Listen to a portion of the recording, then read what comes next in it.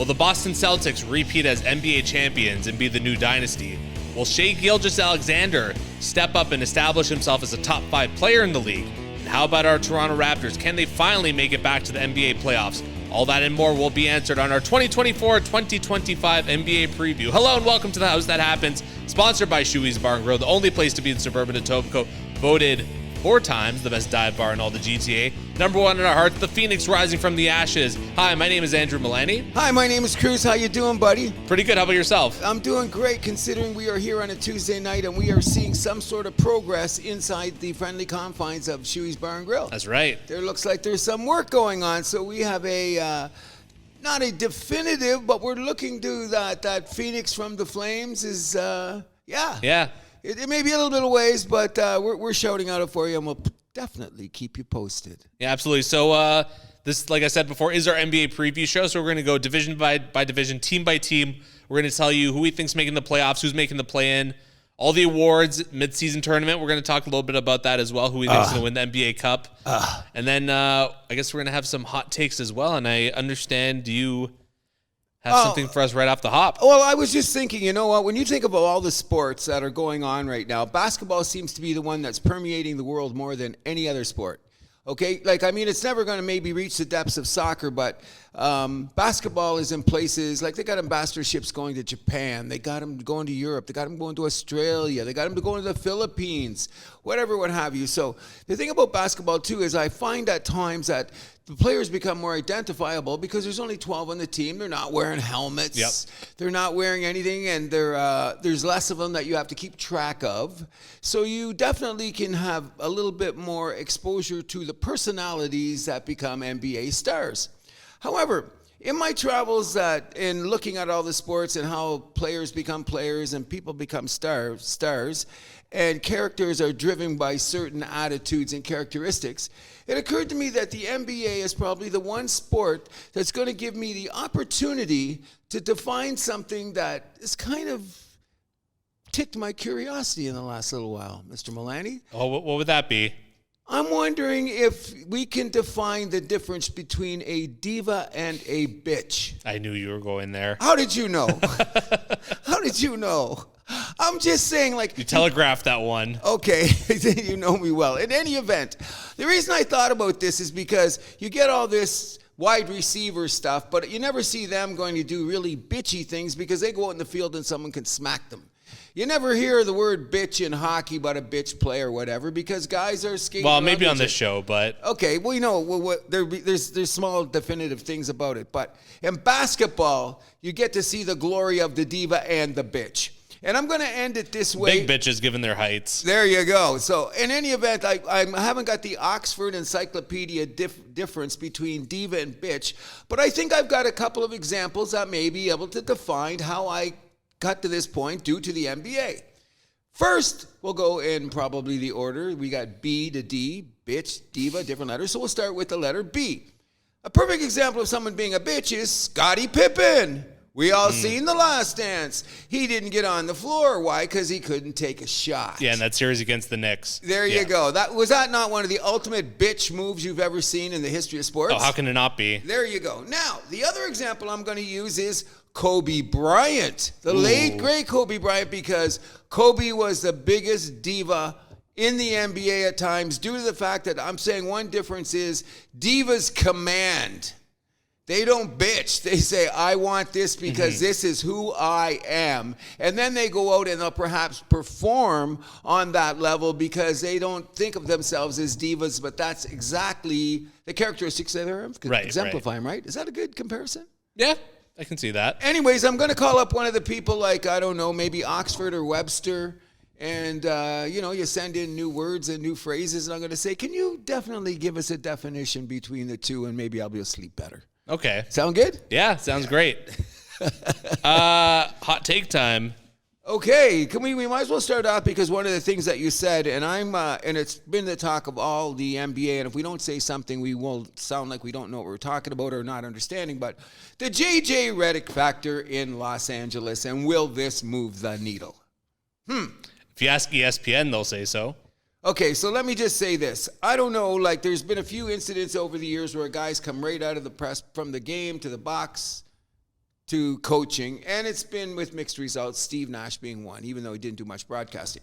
However, I'm, as I probably said over the years, we talked about NBA. First of all, I'm not the biggest J.J. Redick fan. As has been established, given He went to Duke. Yeah, I was he just went going to say. Duke. Let's just start with that. He went to Duke. So, like, I have a long time. I don't like the guy. But was he a great shooter? Absolutely. Was he very prolific? Was he a very good analyst at the game? Is he an astute observer of it? Yes, I'll give him all. Yes. Okay. However, one of the things that drives me nuts about the guy is, my favorite word, analytics. He is totally driven by analytics. He does not think basketball started before the year 2000. And he gives no credibility to... Allegedly. Oh, yeah, okay. And he gives no credibility to any way that the NBA was played in the past, which I think is a glaring mistake because everything changes in the playoffs.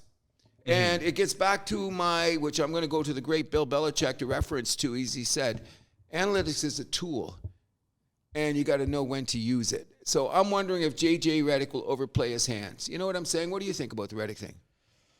I'm very curious. I'm not that high on the Lakers, to be honest. Oh, okay. Given a lot of different reasons that we're going to talk about. But, I mean, I'll give him a chance, obviously. When you got LeBron and Anthony, two high IQ players, because the word around the campfire is you're going to play with J.J. Redick, you better have a very, very high basketball IQ. Okay, well, then you're going to train him. Like one of the things he said he's going to do, which I thought was pretty cool, is, and I was just reading in one of the rags, and I thought it was interesting, is he was saying that when he sees a play that a guy doesn't do quite right, he's going to put a clip together of 5 guys in a row doing what he was doing, but doing it right. So his theory is like when you're flicking on your phone and you go to a quick thing and you watch, you're scrolling and you're watching quick things. He said that time when it's on the guy's phone, he can click it and remind himself constantly that that's a movie he's going to make. I think that's kind of interesting. I think that's good coaching. I think that that's a different perspective to put it on due to the fact that yelling at players and personality changes and the world changes. Some of the old school ways don't always work. And I'll be the first one that'll say that. However, there's still old school elements of the game that'll last for the all time, and I hope he doesn't forget about them. Mm-hmm. Yeah, I mean, you can't just hammer a guy with negativity. I mean, look at how it went with Kwame Brown and Michael Jordan in Washington, right? Ooh. Oh, yeah, that's what I'm saying. So good luck to J.J. Redick and the Lakers. And if I have my way during the preview, that's probably most of the talk I want to talk about the Lakers because I seriously believe that this is going to be the year that they're irrelevant. Ooh. But we'll get to that. So I guess that's hot take number 1. There you go. They will be irrelevant. Number 2, but I'll get to that in a second. Number 2 I want to bring up is there's been 6 straight champions in the last year in the NBA, and it's getting frighteningly close to the streak of the late 70s into the 80s, where we did not have a team that was a roster that went... no repeat winners. Yeah, no repeat winners kind of deal, right? So I'm saying, what do you think that there's going to be a repeat winner? Is that one of the things that we'll be bringing up? Can the Celtics do it? I think there's a very high chance that they can. Obviously, health is going to be a factor there, given Kristaps Porzingis. Okay, but I mean, you got to say that you take them against the field. Well then what we'll do is we'll slide that down the road a little bit because I do think the Celtics are going to get some play in our preview. You know what I'm saying? You know what I mean? Especially playing in the Atlantic with our Toronto Raptors. Thank you very much. Another thing I wanted to ask you, do you think this new CBA of the extra apron and the way you can pay taxes and not pay taxes, how seriously is that going to affect the rosters this year? I mean, obviously, it's going to have an impact. The guys are, whatever. We see it with hockey all the time. We talk about this. Like the Leafs hired, I'm blanking on his name now, the guy who basically wrote the salary cap, right? Yep. Guys, whatever. There's all the suits upstairs. That's like their job to figure this out. So, of course, guys are going to manipulate it and whatever to their will. I think that there's the reason that, and we'll get to this, and I don't want to keep talking about the Celtics because everybody knows how much I really like that team. But in any event, one of the things that I've noticed along the way, and the Celtics are one of the teams, and I do believe OKC is another one is, and the last couple, Indiana's another one. A lot of these teams already signed their guys up and put them in line for the next 3 or 4 years so that they jump the fence on having to pay taxes or wear this apron in because they've been grandfathered in. And I think that's a curious way to build your roster, especially when you look at the age of the Celtics, who have got all these guys under. But it's going to be an interesting development. I think it's going to play out more when it comes to the trade deadline. Oh, of course. That's when I think it'll have its most effect. But we'll have to see. Is it the end of the big team, the big three teams? I don't know. Yes and no. I mean, if a team could like get all three guys when they're young, that's going to be the X factor, right? Well, they're not going to be able to maybe hold on to them for too long, like what we saw with Oklahoma City. But that is the template because they said that was the most serious homegrown threesome in a long time. Oh, agreed. Okay, and it dissipated rapidly due to maybe that little expression we were having about bitches and divas. I'm not sure. But, a lot of egos in that room. Oh, yeah, but I imagine if they could have held it together, but that's the nature of the game. I think that team... Well, imagine if they didn't trade Harden for scraps. Oh, that's number one. But, that's the first hold them by the throat move that Harden made in a collection of more hands to your throat moves than any other player in the history of the NBA. You think about it. Yeah, it's. I mean, I know the NBA is a player-run league, or where the players have a lot of power. But I mean, like, how does he keep getting away with it? He's good. Obviously, he's good. Okay, he's got a good agent too. I bet. I don't want to. You know what? Don't ruin my day. That we don't want to be discussing agents at this point in time. Another thing I was going to talk about is, we're going to have to talk about it really quickly. Just a really quick take of mine is that they always say some teams are going to leave the playoffs and some people are going to come back in. Mm-hmm. I think this year it's going to be a little bit different in the fact that I just think some teams are going to fall back. Like teams that were so hot, so great, so good. Like two of the teams I think that are going to fall back dramatically this year are Indiana and Minnesota. Oh, interesting. Well, but we'll get to that in the rest of the preview, and I'll explain why. But I have one of those teams falling back a bit. Yeah, you know what I'm saying? Yeah. But I do think, like, after looking at everything, the roster positionings, how deep their roster really is, what their performance was against certain teams. Ooh. But we'll get to that in a minute. I'm really believing that it's going to be a rough year for ESPN because the thing that I started to say earlier is this. Basketball will always be popular. However, when you look at it, I think that some of these teams that they've shoved up our asses for the last 10 years will be completely irrelevant. So I'm going to include that group, not only the Los Angeles Lakers, I think the Golden State Warriors, I think the Los Angeles Clippers, and on the verge will be the Milwaukee Bucks. Ooh, okay, interesting. Who many have picked to win their division and be a top 4 in the conference. I have them. Well, I won't spoil yet. Okay, there you go. You know what I'm saying? Okay, one other thing. It's hard to bet against Giannis, though, put it that way. Well, yeah, that's what I'm saying. So I'm one of the other things I was just going to bring up is that because, like I say, we won't be talking about every team in depth because it's just we'd be here for 3 days. And some teams aren't worth it. That's exactly what we're going to get to. But if there's going to be some surprises, I'm going to start right now that I think the 3 most surprising teams in the NBA will be Houston, Memphis, and the New Orleans Pelicans. I have all 3 of those at least in my play-in. Wow.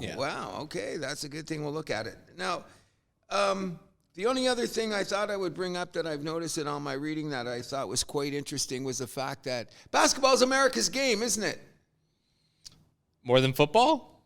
Wow, okay. You win. Sorry. I'll go stand in the corner for a second.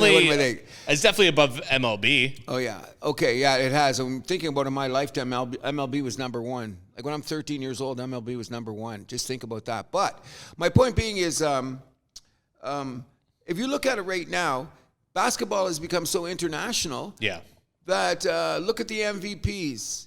Look at the leading rebounders. There seems to be a certain trend that those big-ass guys coming from Europe seem to be... Well, look at the top 2 picks from this past year. Both from France. Possibly one could be Rookie of the Year. You know what I mean? That could be a thing there. But that's what I'm saying is that it always... because you get... I don't even want to go there, but I mean, it's America. It's urban. It's ours. It's this... And now when you really want to think about it, the biggest stars and the ones that some way take away the biggest hardware are no longer Americans. But they continue to win on the international level. So I think that's just a balance. You know what I mean? Like they may not have the guy, but they got enough to sustain who they are. Oh, sure. I mean, we all saw how they did the Olympics, and they were just fine. That's my point. But I thought it's interesting. You know, it's like the last 4, 5, 6 MVPs have all been from Europe. Yep. And the last 5 or 6 rebounders have all been from Europe. And the next whatever superstar coming up is another Frenchman. From Europe. Yeah. Yeah, here we go. And there's one more thing I'll say that's going to really make me think about how the standings are going to be this year and maybe dig a little deeper about some of the teams we're going to talk to. Do you realize that last year only 4 games separated in the East, second from 8? Yeah. Yeah, it was insane. 4 games separated. Do you know that the situational or who you could have played type thing changed so quickly if one of those teams could have won an October game? So I'm just saying you better get out of the gate really quick this year. But I didn't notice that at the end of last year, or maybe we did bring it up. I don't know. But as I was looking at the numbers and I thought 4 teams were within, from second to 8th, only 4 games, bro. Oh, parity's bigger than ever in the NBA. That was the point I want to get to. I'm happy you brought it up, actually. But the teams that are in the play-in and kind of just out, and even the 6 seeds, I don't think there's going to be very much to separate them this year. No, in either conference. And I think that there might be the Western Conference may be top heavy. And I think the Eastern Conference is going to balance it out because I think they're going to be stronger than more people realize. Interesting. Yeah, I'm thinking it's going to be that way because the big guns aren't going to be around. That doesn't mean that some of those other teams in the West, especially the top 5 or 6, that's pretty top heavy. No, but you brought up a good point. If you have a slow start to the season, or if one of your big guys is out at the wrong time, that could be your season right there. Exactly. You know what I mean? A 5-game losing streak in November could be your season, and you don't know about it until you get to April or May, which I'm going to find interesting. Or dare I say it, a big player gets hurt during an NBA Cup game or something. That all could be interesting. But sure. I think it should make for an interesting reset in the West, because in the East, because I think the West is the West. You know what I mean? The West is certainly the West in the NBA. It's been hard as balls ever since I was, I don't know. Yeah, I started watching basketball when I was 13, basically, when I started to get into it, I should say. Yeah, but the big thing is I do think that the balance is going to be, we'll take a look at it as we move along, but I think the balance is moving a little more to the East with some of the more powerful teams. There's definitely some teams on the East that are on the rise. Oh, definitely. So we'll have to take a look. Okay, I guess that we're going to might as well go to that division that we were just talking about, the Pacific. The Pacific. So do you want to do alphabetical or Okay, I looked at it this way. Okay, when I went to the Pacific West, I took a look around and I said, how much time am I going to spend on what teams? And when you get to the Pacific out West, what do you really got? The 2 teams. There's only going to be 2 teams, I think, that are going to be competitive, to tell you the truth. And I hate in this division, you're saying? In this division, okay. I think there's only 2 teams that are really going to be competitive. And I think that that's going to be Phoenix by default, which means they'll get a top seed, but there'll probably be 3 other teams in the playoffs with a better record than them. You know what I'm saying? Sure. That's what I'm looking at. So when you look at it, I think Phoenix and Sacramento are the only teams that I see having any relevance in there. What do you got the other teams? Am I insulting them all? No, Sacramento, I'm a little unsold on still, given how last year went for them. I don't know if DeMar DeRozan's going to be the answer. They lost Harrison Barnes, too, who's whatever, he's not a superstar or anything, but, he's a good defensive, solid guy as a number 3, right? Oh, his name's going to come up in this preview again. Don't worry about that. I thought it was interesting because basically what they've done is they've gotten rid of Harrison Barnes and they got rid of DeRozan. And the funny thing about the Sacramento is they can score. It's a defense that they were looking for. So and that didn't get helped at all by the addition of DeMar, right? No, that's what I'm saying. But he'll make a difference. DeMar will make a difference in scoring, but not necessarily in the defense. And it's an interesting dichotomy because you got DeAndre Fox and you got DeRozan. De'Aaron Fox and DeRozan, who are considered 2 of the clutch shooters in the NBA. Who's going to take the last shot for that team?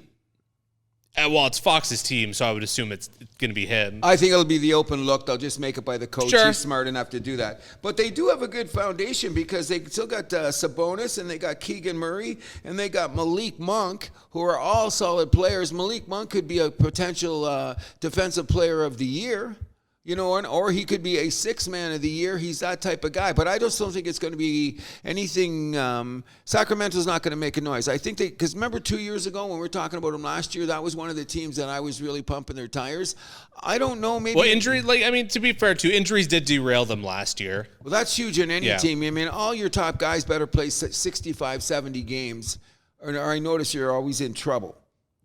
You know what I mean? Yeah, I mean, they definitely have a very strong starting lineup. Yeah, but what's after that? Yeah, I know that their bench isn't very strong. No, and who's they're going to get? I like the top end guys though, and I think they got a couple of draft picks are okay. But that's enough about Sacramento, except for De'Aaron Fox because he's one of the best players in the league, and I hope they're there because they're going to be competitive every night. I have them as my number 10 seed. Oh, okay. How about you? I have them. I don't exactly. I didn't write down quite the order, but I will get. That's not a problem. I have them just. Yeah, that's 10th is the last. That's the last play-in seed. No, I have them one before that. Okay, so 9. I have them at 9, yeah. So, because what I'm really thinking at is this is the weakest division in the league. Yeah. Okay, so that's why Phoenix is going to do it. Okay, so they got this supposedly big three: Booker, Durant, and Beasley. Well, and they finally got a point guard. Oh yeah, what's his name? I think that and the coach are the most significant adds that they've made this year. Oh, that's the number one, Budenholzer. That's what I'm saying. He's a winner. Coach Bud. And not only that, he will make them improve their defense, which is one of their biggest problems. And I think, because they got Tyrus Jones at point guard, which is well, because he was a waste of time in Washington. Good player going nowhere. However, the thing about these guys, this thing is that really I'm starting to say is look at the age of this team. Okay. Yeah, they're not. Old. They're starting to get a little bit older. So I'm thinking the main thing with a guy like Coach Bud is you're going to see, and he was already playing great. And one of the reasons they didn't go as far as they did, and people don't forget his name, and I hate him too because he went to Duke, is that Grayson Allen is a key point on this team, and he went down. And people forget he was a key guy on the Milwaukee winning championship, but he's back completely healthy, and with Mason Plumlee as other Duke schmuck on the team. Bud's going to use those guys to tighten up in the middle, so they won't be such a run-and-gun team. My only concern about them is Bradley Beal, because he did not seem to find a home there, and I doubt that's really going to change too much. Well, he didn't play enough games with them. That seems to be the key. But you know what? Ever since he got the money, he seemed to get lazy. And so we're going to have to wait and see. But I'll give you my ranking for them afterwards. But they're going to get one of the top slots. And I do think that they should be able to win a playoff series because of the seeding. I have them as my number 6. I have them just making above the play-in. But when they do it, they just rank them by the first 8, right? They don't care about your division title. I thought No, I have So I have them the number 6 in the West. So they don't. You have them as number 6 in the West. Oh yeah, because it goes by conference. Yeah, division ranking doesn't matter anymore. No, yeah, okay. But the reason I'm bringing it up is I'll get there is that you do play more division games than you play against others. It's a little bit more unbalanced, so that could be to their advantage playing the Lakers. I do have them as the top team in the Pacific Division. I do. Yeah. Oh, I definitely do. But if we look at the rest of the Pacific Division, what do we have? Let's see. I think people are sleeping on the Clippers a little bit. I don't think they're going to be top 6, but I do have them as my number 9 seed. I have them ahead of Sacramento, believe it or not. Wow. Yeah. I mean, the health of Kawhi is a little bit scary, but I mean, this isn't anything that the team hasn't overcome before. Let's be real. Losing Paul George. Yeah. Yeah. But I mean, they got James Harden, and they have a lot of depth. Let's not forget that. Okay, I do. So, you know what they remind me of? The hockey team with 3 third lines. Yeah, and Tyronn Lue, I think, is a very underrated. Oh no, coach. no, I think that I think he'll pump them up. He'll get them to I don't want to say they'll get to the playoffs. I mean, they might win a round, but that's why I have them as my number 9. Okay, they might sneak their way into the playoffs, but I mean, there's going to be some good teams that they're going to have to, at least one good team they're going to have to knock out. Okay, so then we're only got to deal with the other 2 teams in the league, and if Golden State or the Lakers make the playoffs, they'll be extremely lucky. I think the Lakers are going to find their way in the back door just because they will, but I think that Golden State won't even make it at all. I don't have either of the teams in the playoffs or the play-in, to be honest. But I have Lakers in the play-in. As what seed? The last. Number 10? The last, okay. But I don't think Golden State is, unless Kuminga and the 2 young guys and the 2 guys they had in the bench last year from, I think it's Gonzaga and Kentucky. If they come to fruition, I should just look it up here, the 2 guys. If they come to fruition, they're going to be competitive. Here's another thing you got to put in the hat. Yeah, I think Steph's going to have to do too much for that team. And he's 36 especially years at his age. old. Draymond's not getting any younger. Draymond's not getting any younger. Buddy Hield, he's 31 now, who they just got. Gary Payton II, he's good defensively, but he's 31 too. Andrew Wiggins are trying to write off as quickly as they can. I hate the way how they're treating him. Oh, me too. And it was just get him to Toronto. Come on, yes, hometown boy. Let's go. I think it would be a good idea and would probably up his game and make him happy. So let's go do Agreed. it. The house that happens is on board for bringing Wiggins home. How can we not be? Okay, and the only other team is our beloved LA Lakers. Yeah. So I mean, they got LeBron, they got Davis, they got D'Angelo. They got some good depth, Hachimura, Austin Reeves. After that, it falls off. I don't even think that they have enough defense. Oh, exactly. You know what I mean? Exactly. So here's going to be the thing. Is J.J. Redick going to be the scheme coach that schemes plays with analytics that beat teams because they're not expecting this kind of approach to the game? We will find out tonight, I guess, when they play Minnesota, right? But okay. I don't know. I'm skeptical, I think, like you. Thank you. Thank you very much. Okay, this is a good idea because then we'll just go to the other divisions. But at the end, then so you're not going to spoil where you have Phoenix or the Clippers, or do you have the Clippers in the playoffs? What's that? Do you have the Clippers in? No. Not even the play-in. No. Nope. How about Phoenix? Where do you have them ranked? I think I should.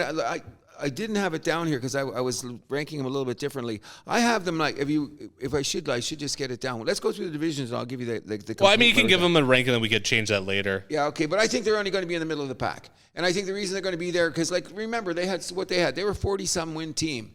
I think they're going to win about the same, but that won't put them any farther ahead. No, that's my point. So, okay, now. We guess we're going to the Northwest Division? Yes, sir. Or let's do Southwest first. Okay, the Southwest. Okay, this is probably my favorite division in the NBA and how they're going to be ranked because I think there's going to be 3 teams in here that are going to really wreak havoc on what's going in the NBA. Okay. First of all, you got to deal with Dallas because they're NBA finalists. Are we not? Absolutely. I do not believe they will return to the finals. It's tough to do, especially coming off a loss. There you go. Now, do I think that they're going to win a playoff round and probably end up in the conference championship? Perhaps, maybe, but that's a long way down the road because I think some other teams are going to go at them. Luka and Kyrie are the best backcourt in the NBA. Okay? Yeah, agreed. And Jason Kidd has become one of the best situational coaches in the game. Like how he maneuvers guys at certain times during the game, he's gotten very good at it. Hence the reason that they had a couple of those weird comebacks in the playoffs where he took out this guy and put in this guy while you're putting this guy in. It was the right matchup at the right time during the feel of the game. So I think that they're going to be okay there. I loved what they added too, to be fair. They added Clay, and he doesn't have to be Clay from 5 years ago. He just needs to be a good shooter for them, right? Someone that can help space out the floor for them. And they got Spencer Dinwiddie back, which is going to be a tremendous add-on defense. Okay, so I'm going to say the better add-on right now is going to be Spencer Dinwiddie. I don't think Klay Thomas is even going to move the needle in Dallas. They're going to get halfway through and realize this guy is not the guy. He doesn't have that step to defend anymore. His shot is not reliable. He's never been the same since that Achilles. And how old is he? He is 34. Okay, well, maybe we'll give him a shot, but I do not think he's going to have the impact in Dallas that they think he has. I think the bigger impact on that team that's going to rise them up and make them better is Mr. Lively. Because he's the kid, but he didn't get all the shine that he should have got last year. But once they get into the heat of battle and you see how he plays, I think he's going to be the guy. If they get to the conference finals, he'll be more key to the team than Klay Thomas. You heard it here first. And I think Dinwiddie will be coming off the bench as that defensive specialist that they're going to need, and he knows the game. Well, Lively, especially at center too, a young athletic center, that could be exactly what this team needs. That's what I'm saying. They've never had anybody in the, and look who they're going to have to go up against in the conference. Alone, they're going to have a guy in there. And I know he's young, but I don't think they're going to get back to it. The other thing that I was thinking about, though, is their overall roster just doesn't have enough depth to get them there. But are they going to win 50 games? If no injuries, I have him as my number 2 team in the West. Okay, number 2, I don't. I have him as number 3, but that's all right. Close enough. Number 3. The other teams that I'm really looking at is the return of the Memphis Grizzlies. Yes. I'm high on this team. I've got them in the top 3. I have him as my number 4 seed. Number 4, I'm going to have my number 3. And I'm going to tell you You just put Dallas as your number 3, you said. No, what did I say? No, I have number 1. Number 1, I have OKC. Yeah, so do I. I'm going to have number 1 is OKC. And who am I missing in the West? Number 2, I'm going to have Denver. Oh, interesting. Yes, I think that this is their last run they can do it, but we'll get to that. First of all, they got the huge return of John Morant. Yeah. Okay, so that guy's ready. You know what he's been doing? Like, has he ever flipped a coin? You know what he's doing? He's coaching AAU kids. Wow. Yeah, like he just said, no, man, I need a reset. And for those of you that don't know, AAU is like the programs for. It's essentially like AAA hockey. MTHL. Yeah. MTHL. GTHL. Yeah, well, GTHL. Yeah. What am I saying? But any event, that's, yeah. So he's going to come back. Number 2 is Zach Edey is going to be an interesting factor in having on that team. So are you surprised that he's the leading, I guess, like the odds are in his favor to win, at least gambling-wise, Rookie of the Year? Because that surprised me. It surprised me too, but you know what it is because I think they can get him in the center because what's going to happen is they've still got Jaren Jackson, and that guy's a beast. So he's going to be whatever dirty work. If they keep Edey in the center, he's just got to clean up. He doesn't even have to score a lot. He just to be in there to block shots and do shit because he still doesn't have good footwork. Edey? No, yeah, that agreed. That was a problem with him in college a little bit. He was just able to get away with it because he's so big. Okay, so that he's going to learn to get up to speed in the NBA. I think in the first few games he's going to be a foul situation waiting to happen. I can see that. Okay, but I still think down the road that he will be an important player. Like over the course of a season, you get better, good coaching, blah, blah, blah. Another thing you got to realize is Desmond Bane is going to be back. He got hurt. He's a dog, defender, can shoot the 3. He's good. Brandon Clark, he'll be back. He had some injury issues, so he'll be playing like they did 2 years ago. And here's the one thing that nobody even wants to talk about it. Marcus Smart has never got to play with all these guys at the same time. And he's a dog. There you got it. So when you put all this together, I'm saying beware of the Grizzlies. Oh, and by the way, what's his name? The kid's name? G.G. Jackson. He was a kid out of college. I think he's out of Kentucky. He's been at the end of their bench. Okay. This kid might just remember the name. You heard it here first, but I'm extremely high on Memphis Grizzlies, and everybody out there is just going to say because I have a crush on John Morant, and I don't give a shit. I'm going to say he's going to be back as a unbelievable MVP candidate. So do you have them as your 3 or your 4? I have them as my 3. So Dallas is your 4 then? Dallas is my 4. Okay. Alrighty. Thank God Google makes it so easy to switch these cells on the spreadsheets. Okay, that's good because now I'm going to surprise you and say the other team that I really, really... New Orleans? You got it. I have them as my 7 seed. I got them as my 5th seed. Wow. Oh, yeah, they're going to be good. I think there's too many problems, especially with Zion's health. Zion's as healthy as ever. He worked out all year. He's in the best shape of his life. Some people say he might break out and have an MVP season. Have you seen him? I mean, sure. But I mean, like, I want to see the results first. I'm a little worried about that team because when Zion goes down, like they were looking good so much of the time last year, but then he didn't even get into any play-in games, right? Okay, well, here's the deal is Brandon Ingram got hurt. And I don't think that anyone realizes the significance of Brandon Ingram. I can't even... Oh, 100%. And another thing is I don't even understand why he might be on the trade block. They say if the Pelicans stub their toes, he could be the number 1 guy going out the door. Because they still got C.J. McCollum, but what they did is they took DeJounte Murray from... yeah, he's a good point guard. Yeah, and they took him from Atlanta because he didn't fit with Trae Young. With Trae Young, so he could have his chance to shine at the light with these type of players. You know what I mean? And they won 49 games. They're one of the top defensive teams in the league. You know what I mean? And they got this kid, Antonio Reeves from Kentucky. He got lost in the guard mess there. Because Kentucky, sometimes John Calipari gets too many of the same guys. Right. So they don't get their look. This guy could explode in the NBA. He's got all the tools, you know what I mean? And they have the depth in the role players, and they have 1 more year of experience. I think that the Pelicans could be a threat in the playoffs. And I've got him as my 5th seed. It's all about health for them. Which is why I can't give him that top 6 spot. I think they're going to have to go in the play-in, especially if Zion goes down for, 20 games. Well, that's the whole thing with every team. I've realized there's this. But Zion, there's a pattern of it. That's the point, right? How many games he missed last year? He played his most, didn't he? Yeah, let me find that. I think he played the most games he did, but not only that, he knocked a few more weights off, and he looks a little bit more ripped, if you want to say, you know what I mean? And they say he's been working on his cardio. So, good for him. He's a guy I obviously want to see him succeed. Exactly. But sometimes they say the weight was the issue. So that's been since his college days. Okay, so he looks as good as I've ever seen him. You've seen him, haven't you, in the preseason? Mm-hmm. He looks pretty dominant. He looks pretty ripped. You see the arms on the guy? Yeah. He spent time in the gym.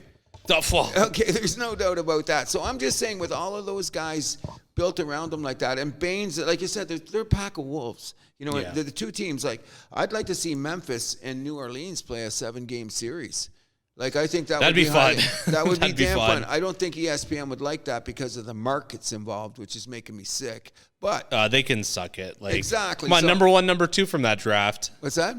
Zion and Ja, they were 1 and 2 in that draft, and they both right? have their issues, but right now they're both still young. What are they? 23, 24, 25? Yeah, Zion's 24. Yeah, and I think Ja's 23. Yeah.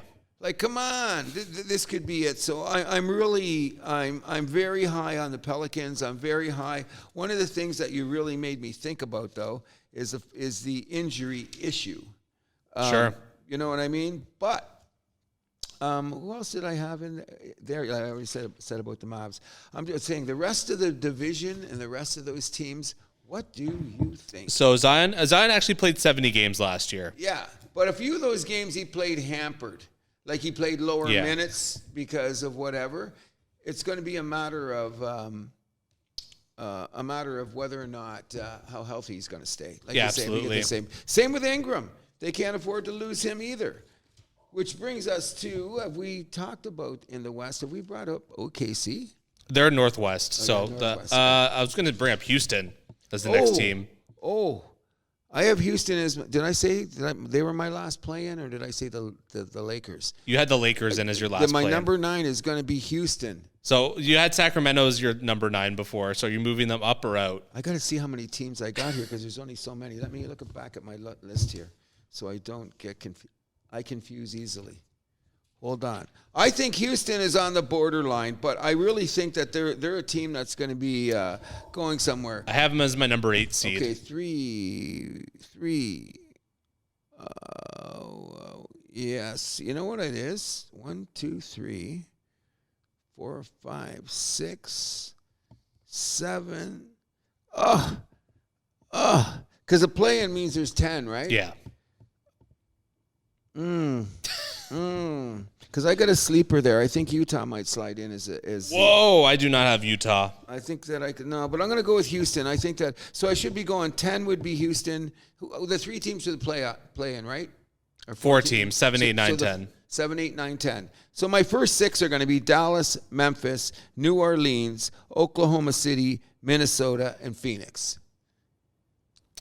You already have. So so right now the top 6 you gave me before was OKC, Denver, Memphis, Dallas, New Orleans, Phoenix, and you want to put Minnesota in that mix too?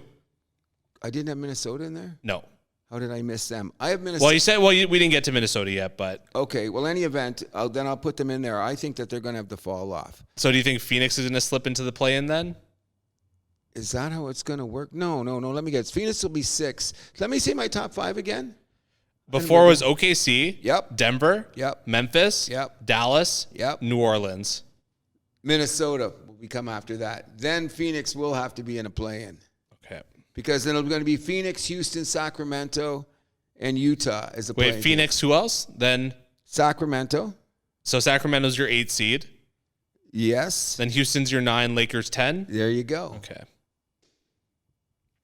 Glad we got that sorted. Anyways, the big thing about it is I think that Utah is going to be playing games up to the last day of the week. Like they're gonna fight to get in, and I think that. Well, let's finish up with the Southwest first. So, all right. So Houston, the questions there are: can the kids step it up, and how impactful is Steven Adams going to be since he's finally going to get to play there? He was there since January technically, but didn't get to play.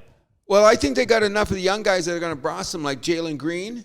Yeah. Like guys like that, they're going to go. And they've got the potential rookie of the year, too. And a kid named, what's his name? Sheed from Kentucky, I believe. Give me a second here. But I really believe that Houston, and I think they have the potential for the coach of the year if they do happen to make the playoffs. Yes, Udoka, yeah. Because their roster is solid. They play defense. I think they need a little bit more scoring. But the bottom line is when you look at that's the whole thing about it. Can the kids step up, right? Yeah, but not only that, they still got two glue guys. They still got our boy Fred VanVleet, and they still got our Canadian kid Dylan Brooks. So I think that they're going to be more solid than people realize. Where's the kid now? Reed Shepard from Kentucky. Okay. If this guy's potential rookie of the year material. You know what I mean? And he got mixed up with the other guy just as mentioned too on OKC or on Memphis. Kentucky had too many guards. Yeah. But they all got drafted in the top 20 because they all are pretty damn good. This guy either one could be one of the better ones, but I think Houston's on the rise. You know what I mean? Absolutely. I think that their age is not a worry. I don't think they have any salary cap issues. They got a great coach. They played hard. They knocked on the door last year. Yep. Why not? I agree. You know. So the last team in this division is San Antonio. They obviously made some good additions with Harrison Barnes and Chris Paul, but is that going to be enough to get? I love Chris Paul. Is that going to be enough to get them in the play-in? Probably not. No, but Wembanyama is going to just be. You don't know because like one guy can have such a dominant effect on the whole team. That's the thing. You know what I mean? And I really think. And he's so great on both ends. There you go. And I think Harrison Barnes is a more important add than Chris Paul. Yeah. Only because he's a little bit younger, but not only that, Harrison Barnes has been a steady guy, like a 2 or 3 option his whole career on good teams and bad teams, and he's always been a professional. Yeah. So I think he could help Wembanyama out, plus the tutoring that he's going to get from Chris Paul and him. Oh. But I think, they only won 20 games last year. So that means if they double their output and they win 40, that's amazing. But 40 is not even... I don't know if that's going to be enough for the play-in. No, that wouldn't even get you in the play-in. So I think that's the trouble we're going to have there. But I think that we're going to see a lot of Wembanyama. Oh, yeah. He's going to be all over the highlight reels. Oh, no doubt about it. Like, you look, some of his numbers as a rookie were ridiculous. I'll give you a sneak preview, about we do have to name the awards. Well, there's one award that's got his name all over it, and it's probably going to stay there for years to come. I can think of a couple awards that he's going to be a big contender for this year. Yeah, well, he will be, but I don't think he'll win them due to the fact that he's on a losing team, but that's for down the road.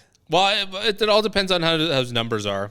Because I think a lot of those are going to speak for themselves. Oh, and they should be. He could very well be the most dominant player in the NBA this year already. I don't disagree with that. It could be a realistic possibility. Nope. So you want to take this to the Northwest then? Definitely. All right. So let's start with, I guess, OKC. We already spoiled that they're number one on both our lists. Okay. In any event. So the big question is for them, is this their turn? That is the thing. So let's put it this way: their conference finals are bust, aren't they? Yeah, it should be. A lot of people are saying they could win it all, and I'm saying it is, but it's too early to start claiming who's going to be winning the Larry O'Brien before Halloween. You know what I'm saying? However, on paper and what they have done, I think that they're going to be definitely conference finals. I can't see them not. You know what I mean? They added Alex Caruso for Josh Gibney. Isn't that a better move? I love that trade. I love that trade. The defense alone. And they still have, they're in a great place with their salary cap, so they can still afford to add. They still got draft stock. I was just going to say, they own 4 first-round picks this year, including Miami and the Clippers, which aren't going to be that low. So they're going to be some mid-first-round picks that they can play with. 100%. But I think another key thing they did is they went and got Hartenstein from New York, which is going to be great beside Chet Holmgren. And if they get the opportunity to who's the coach of OKC again? I forget.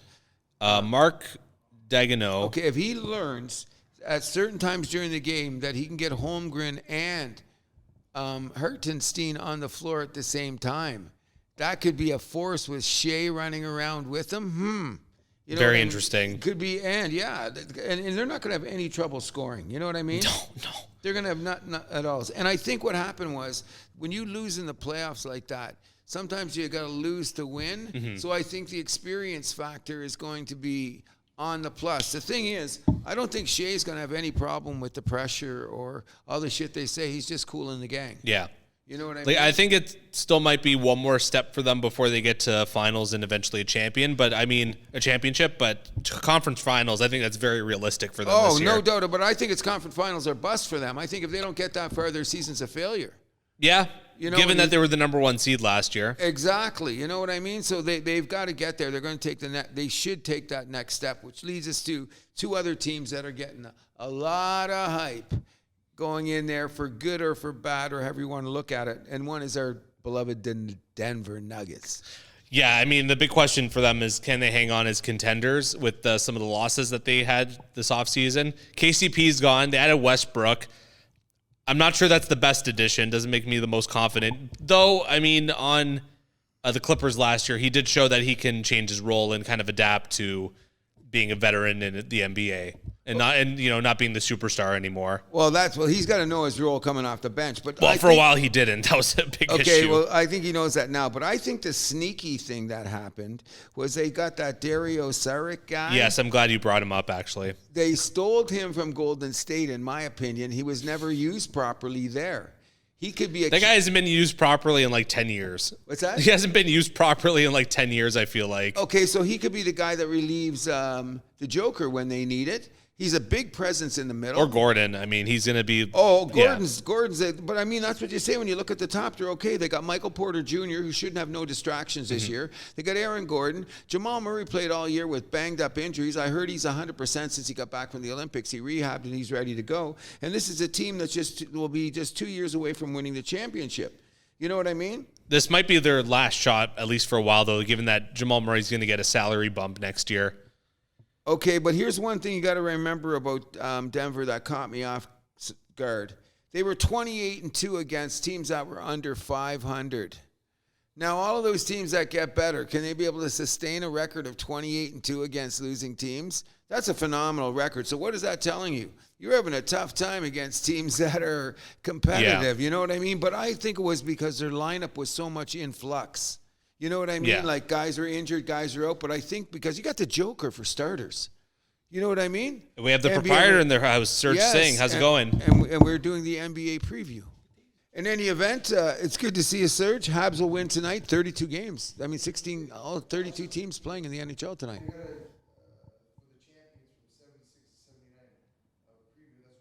Oh, wow. Oh.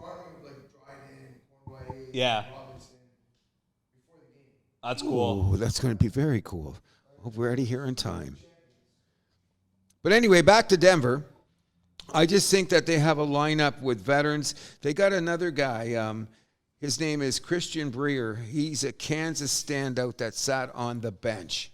Can this guy come out and play some valuable minutes? Because they have a little bit of a depth problem, as you were talking about. But they have one of the most dynamic starting lineups in the league. Without a doubt. And they play defense, too. And they got a great coach. Yeah. And you can't say enough about what a coach can do to manipulate his lineup to win games. So I think that Denver's going to be making a run again this year. I think that the 28-2 record, when I seen that, scared me a bit. Yeah, just because of like how repeatable it is. Mind you, though, too, last year, I think they're going to be a little bit better against the competitive teams because they're not coming off like a short off season.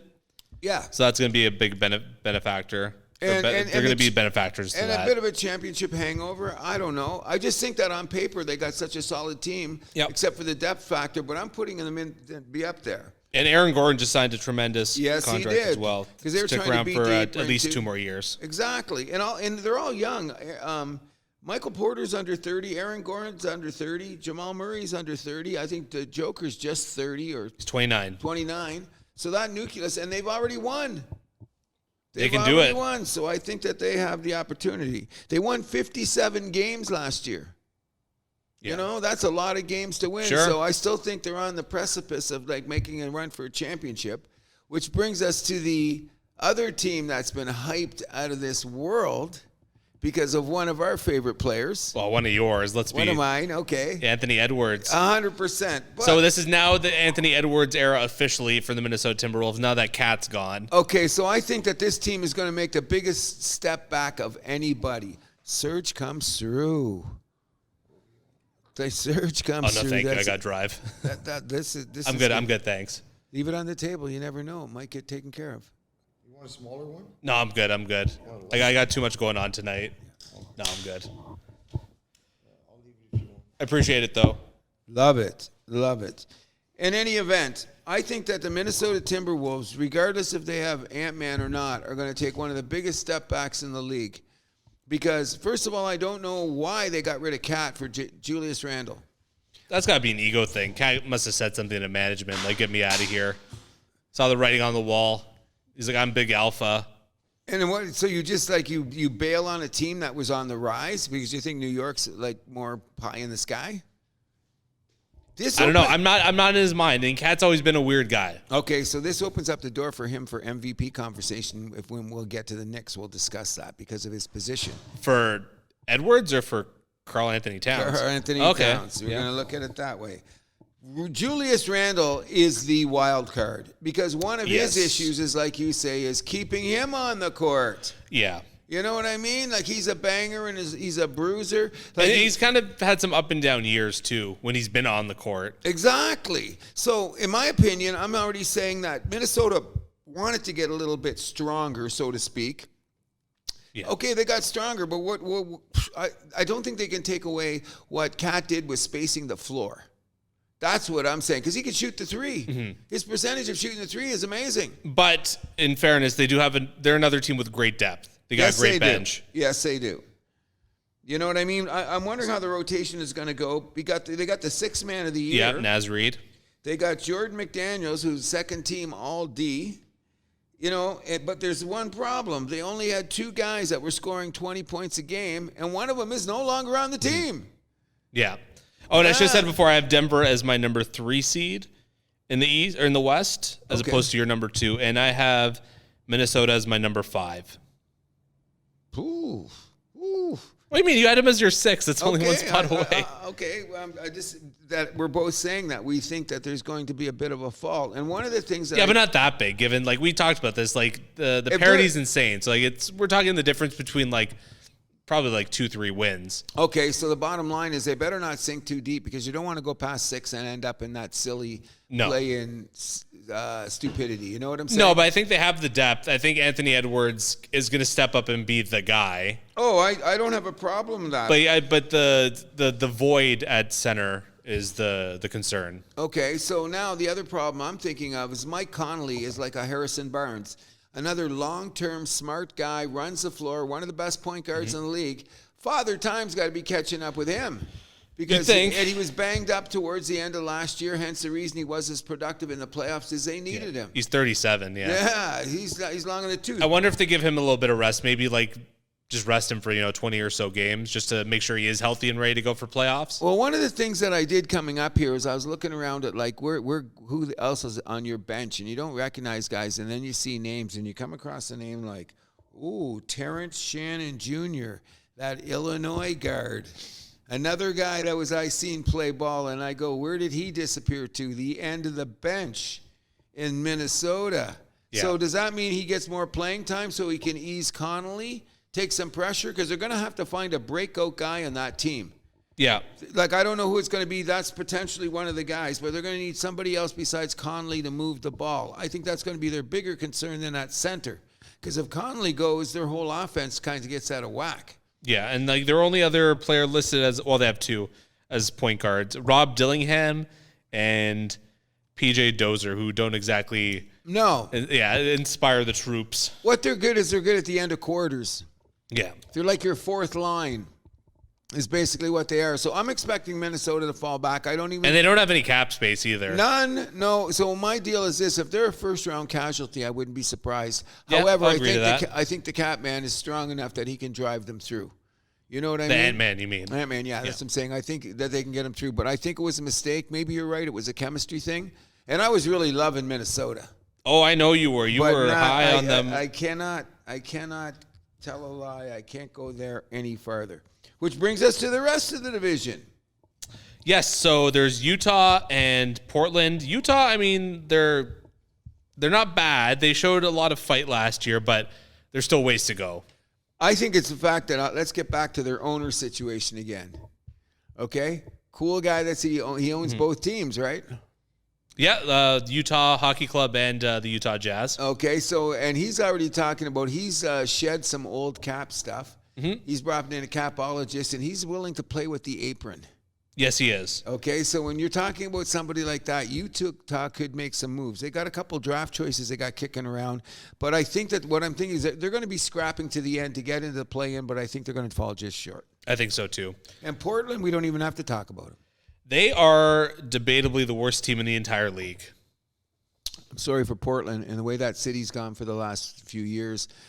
You'd hope that their basketball team would rise up. I really thought they'd be able to take that step with Damian Lillard, but what they get with him, like one conference finals, and I think they got swept by Golden State that time. Thanks for coming out. Yeah. Thanks for coming out. I see nothing from Portland. So, since we're getting down there, then we've made our top 10. It doesn't matter. What do you think if we currently put it the way it is and the playoffs played out?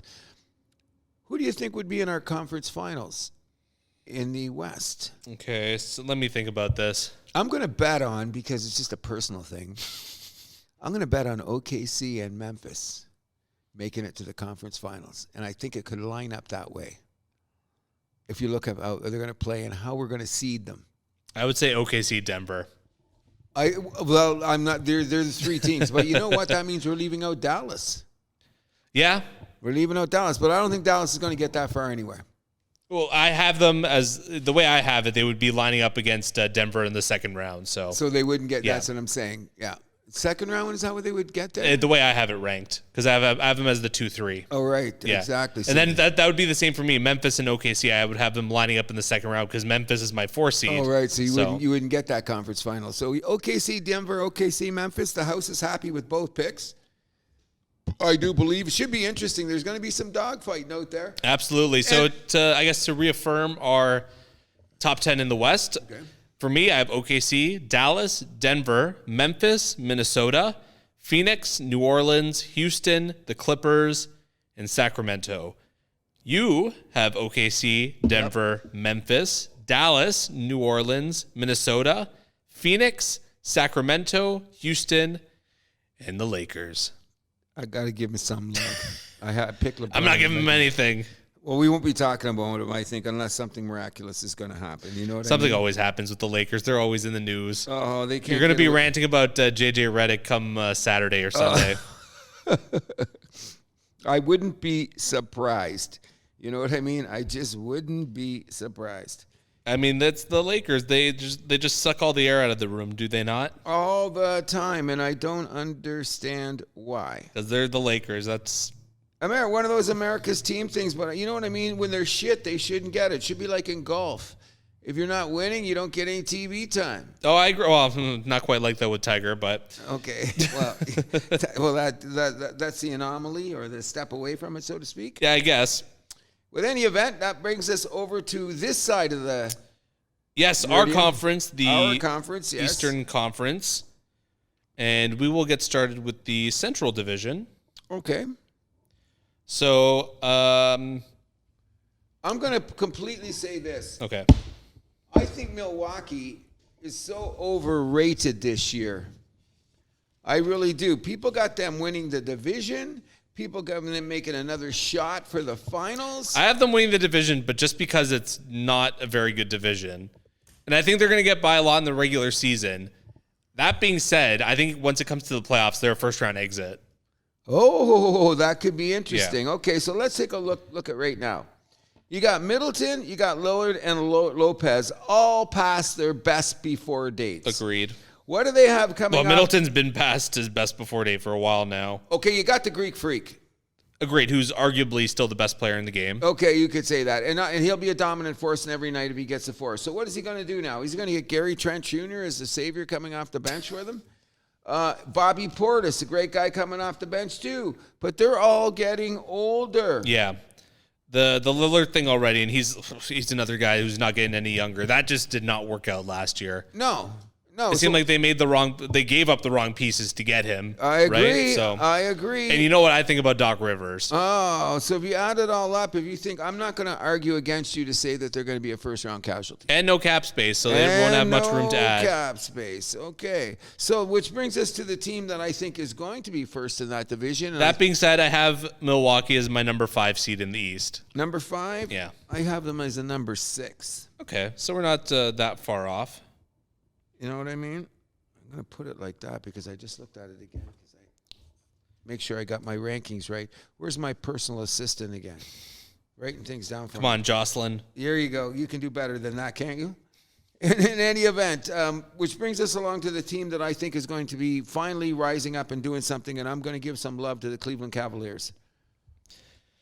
You think so? Oh, yeah. I think that they are going to be top 3 or top 4.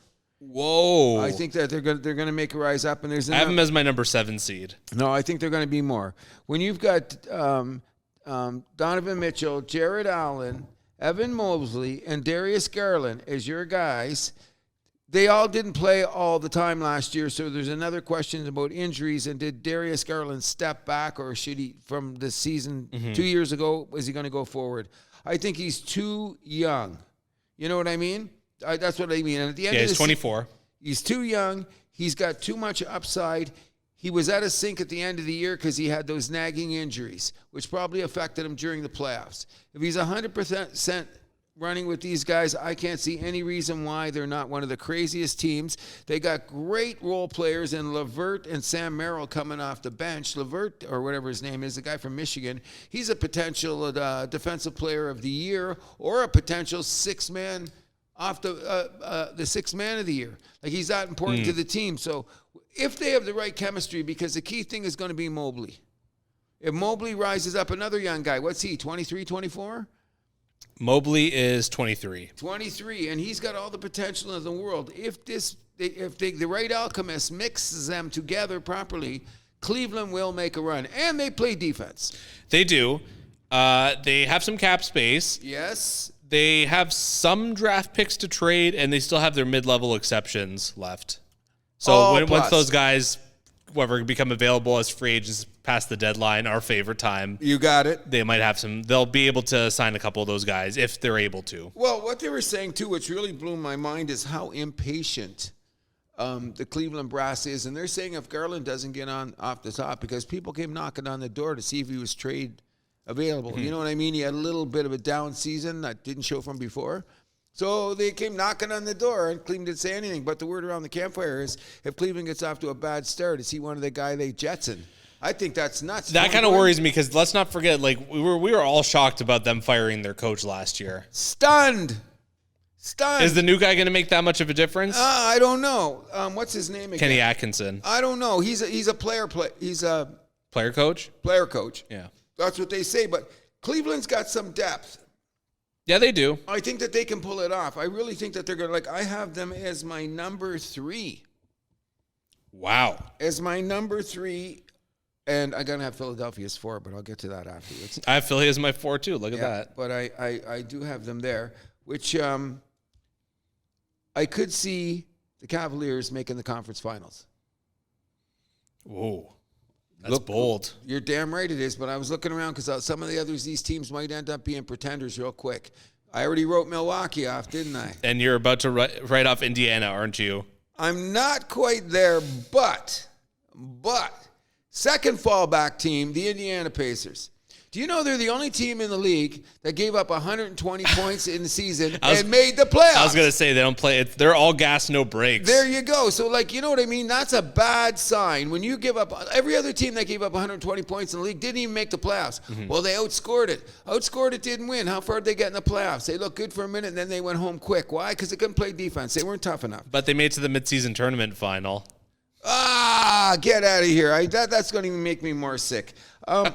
The problem is they do have Siakam and Miles Turner. And they're good players, and they can run the floor really, really well. Tyrese Halliburton, too. Come on. Oh, but that's what I'm going to say. They have great, great guard depth, but they have no defense. They will not return to the conference finals unless, what is it? Like, he has to play 70 games. Did he play 70 last year? I don't think he played 70. Siakam? No, Halliburton. Let's look that up. I mean, either way, Halburn's like an amazing young point guard in this league. Oh, no doubt about it. He's really, really good. Now, I'm going to say what could happen to them is if they're going to stay in the position, because I have them as the sixth, as my sixth seed? Sixth seed, yes. Or do I? Yeah, I have my sixth seed. I have them as my 1, 2, 3, 4, 5. No, you just had Milwaukee as your 6. No, did I? Yeah. I have Indiana as my 6. Just wait. And that's not much of a fall off then for Indiana then. 1, 2, 3, 4. Yeah, okay, then I have Milwaukee as my 7th. Wow. Oh, yeah, watch. I have no love for Milwaukee whatsoever. Now, here's the key to Indiana, which could still keep them in there. You got to realize they have Benedict Mathurin. This kid, if he shows up, he's a potential 6th man of the year. And they also got this Obi Toppin. Oh, yeah, He could be banging around. He could make the difference where they can play more defense. So can this Mathurin guy can play a little defense. Now, if they could tone down I guess you wouldn't say you don't want to tone down the offense, but if they could uplift the defense, then maybe they're going to make me look bad. And Halburn got into 69 games last year. Okay, and then 5 or 6 a game, and he played limited minutes because he was banged up. You know what I mean? Like, as they say, if a guy plays 69 games and he really probably only played 60 because the other 9 he just came and showed up. You know, it's the NBA. He couldn't figure out if he was a diva or a bitch. So he said, okay, I'm a diva. I didn't feel like playing tonight. Whatever the case may be. But I'm saying that this could come back to bite me in the ass. Okay? They really could. But I don't think they're going to have enough defense for me to say, and people are going to catch up with them now. Last year, they were a surprise team. Yeah, that's true. You know, so they show up in people's barns anymore. Oh, it's Indiana. Oh, it is Indiana. You know what I mean? Better tighten up. Yeah, they can't catch teams off guard. Exactly. So I'm just saying that I think that they won't be a play-in, but they'll be a 6. Yeah, but that being said, a team that has that kind of firepower could be dangerous in the regular season. Come playoff, I don't know. I think they're going to... Well, you know what? That's what I'm saying. There, what if they do? What if they play a little bit of defense and maintain, like, say the drop off in offense is only 10%, but their improvement in defense is 30%? Then they're going to make me look bad because that means they're going to jump a couple teams just on the defensive layer. A lot of ifs there, though. So that usually doesn't bode well. No, so I'm not giving them. That's the best I can see them do. Speaking of not giving anyone any credit, I'm not giving any credit to the Chicago Bulls. None. They could. If you say, who did you say could be the worst team in the league? Portland? Yeah. Oh, these guys could be even worse. I think they're starting to sell out for the lottery because the lottery's deep next year. I mean, the draft class is supposed to be a lot deeper next year. I don't know what Chicago do. Like, why did they take Gibney? I liked him on his position at OKC. But I don't think. Well, they're buying low on him, so I don't think that was necessarily a bad move. But they just lost too many guys. DeRozan's gone, Caruso's gone, Drummond's gone, Green's gone. Yeah. So they're selling out for the lottery. Zach LaVine all of a sudden is like, and he doesn't even want to be there, and they're trying to get rid of him. Well, they he got doesn't rid play of defense. Oh, but imagine that though. They got rid of all those other guys. The guy that wanted to get out, and they don't get along. He's still in the house. Yeah, I don't think they're going to even sniff the playoffs. Lonzo Ball's health is always going to be a concern. He is the X factor. If he comes in and he's Lonzo Ball, he can make a lot happen for that team. But I just don't think they have enough. Yeah, exactly. They're not going to be around there, which gives us the other team in the division we don't want to give a lot of time to, and that's my beloved Detroit Pistons. I don't think they're going to be as bad as they were last year. Oh, they can't be. First of all, they can't be. But they got 3 young guys. Cade Cunningham is going to be – he's potential for most improved player in the league. Sure. But I think that he should have got that last year, and he didn't. And you've got Jaden Ivey, who's a kid that came out of college a little too quick, I thought, from Purdue. Great guard. He's only going to get better. And they got Jalen Drew in to do all the dirty work under the board. So and they got Tobias Harris back. So what? Oh, he's going to be a nice veteran there. Can do some of the dirty work. Going to score some points. Tobias Harris, Chris Middleton, Kevin Love. Give me a few more guys. I think I'd take Tobias over those other guys that you just mentioned. He slowed down at the end. What's his age? 36? 32. Who, Tobias Harris? Yeah. Okay, I'll give him the benefit of his load. His legs are starting to go. You see him jumping and running last year? I went, oh, is that the same guy that would guarantee look like a 28-point scorer on any given night?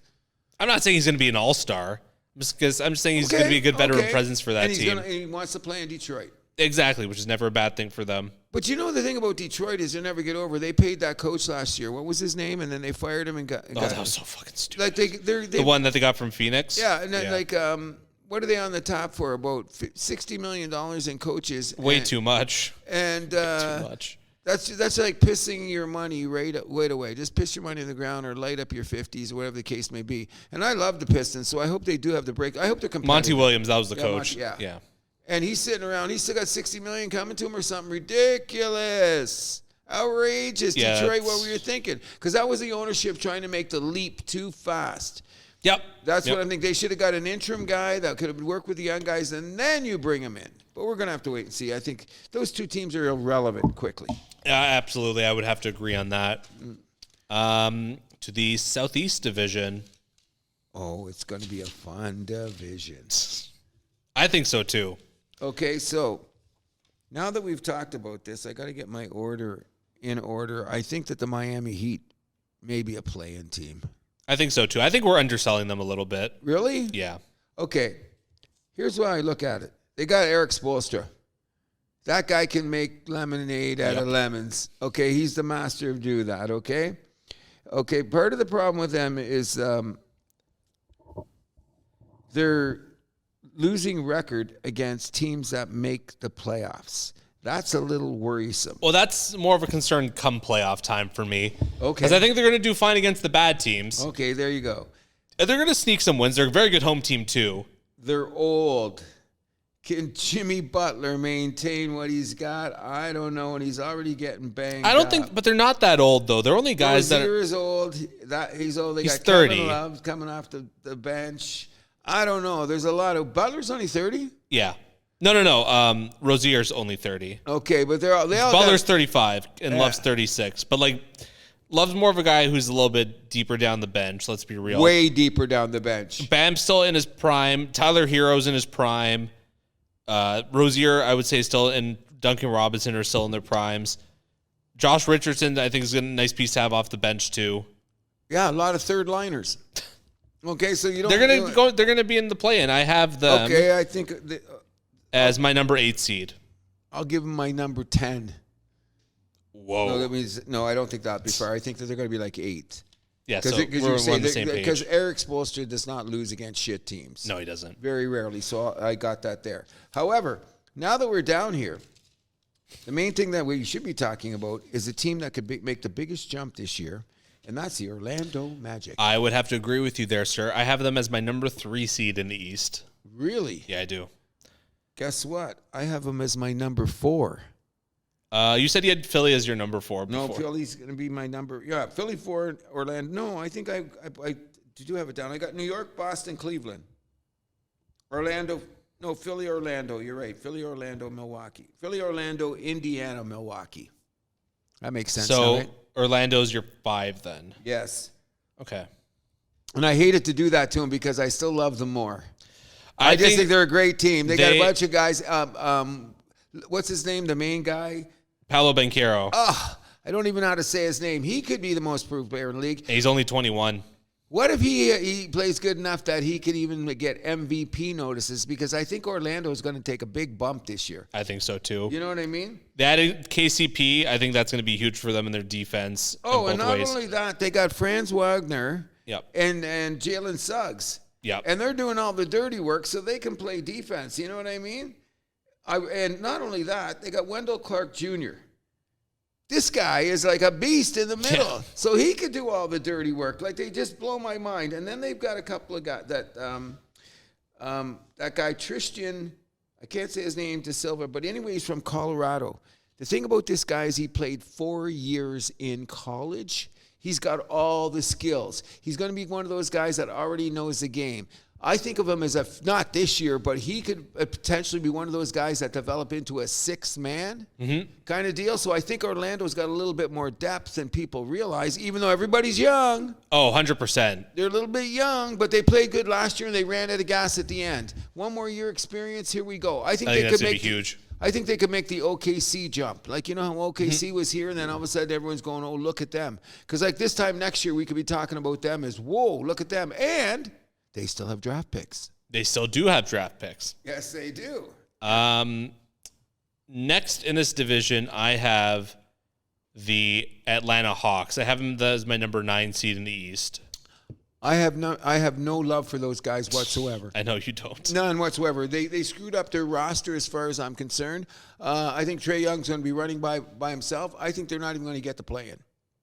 I don't mean to be that rude, and it's not because I don't like the guy that much, but I just even with Capella, even with DeAndre Hunter, even with Bogdanovich. No, Wow. They're all past their best. I don't think they got the good enough coaching. Okay, because look at it right now. If you're going to talk about it,